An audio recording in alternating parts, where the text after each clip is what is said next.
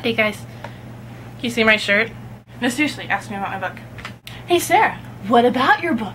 Well, thank you for asking, Sarah. My book is called Snow Like Ashes. It's a young adult fantasy coming out next fall from Balzer and Bray.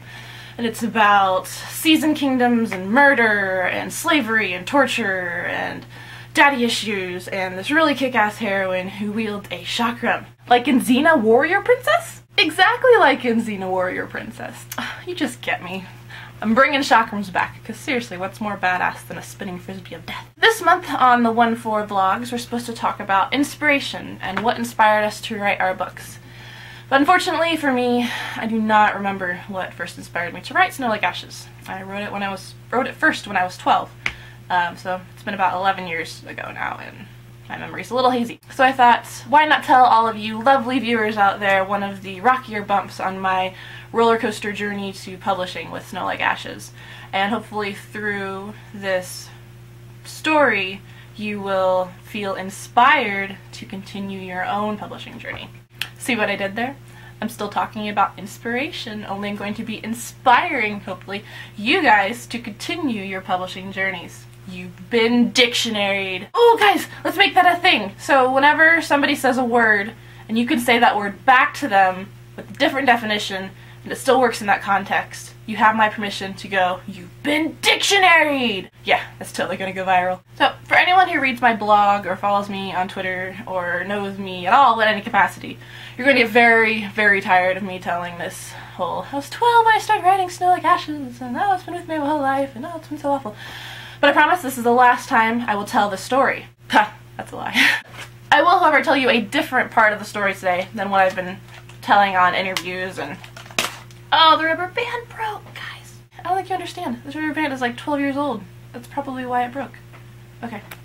So I started writing Snow Like Ashes, which was, when I started writing it was called Giving Light, when I was 12. I didn't start querying it seriously until I was about 15. And by seriously, I mean in the years between 12 and 15, I queried it, but I did it really inappropriately. Like, at my school, we had some really small publishing press come and visit and tell us about their authors and sell books, and I basically tried to kidnap the editor there and force her to read my book, which is not how you want to do these things when you're 13, and it just kind of scares them. Once I turned 15, I started to actually research it more, thank you for the internet, and figure out how editors and agents actually like authors to approach them. And I discovered querying at 15, at a ripe young age, to start getting rejected on a regular basis. But when I started querying at 15, we were still in the throes of the snail mail query stage, and very few agents were doing electronic email queries. And because of that, I have a nice little red badge of courage stack, reminder of all of the rejections and how hard I tried, how desperately I tried, to get published with that version of Snow Like Ashes. And yes, I've kept them since, I think the earliest one dates back to 2007, which I was 17 then, so, oh, I guess I don't have all of them all the way back to 15. That would have been a better story. But hey, I still have like 2 years worth of queries from when I was 17 to 18. And that's a pretty good story still, I think. This is pretty intense. And when I started to rewrite Snow Like Ashes, I started looking back through all of my rejection letters, all of these many, many, many letters. And part of the reason I did that is because last year I was going through a bit of a career crisis. The second book that I had on submissions in the span of like 2 years was not doing well.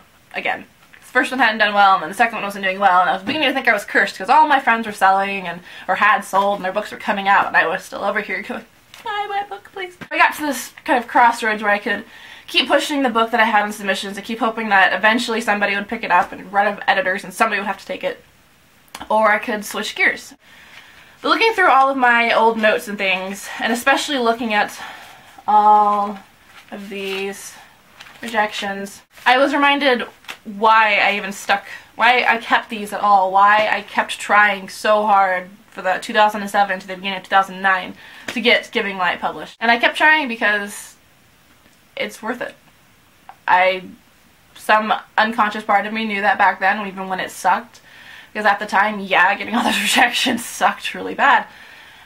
But a part of me knew that getting these rejections would be worth eventually getting an acceptance. And that's why last year I finally convinced myself to start writing Snow Like Ashes again. As you well know, that turned into my success story. And now my kick-ass chakram-wielding main character gets to grace your bookshelves next year. So that's the main part I wanted to get across with this brief example from my roller coaster publishing journey with Snow Like Ashes, is that, yeah, it sucks, but it's worth it. It's worth it. And that's really the root of all great struggles in life, is deciding that you want it more than it sucks. And I hope my weird, fumbly little attempt at inspiring you today worked, that you guys feel even more motivated and inspired to go back out there and keep roller coastering away on that fantastic little journey we call publishing. And for those of you who've been watching this video going, what is behind her head? Yes, this is the music box from Anastasia. Apparently I keep a lot of things from when I was 12. See you guys later.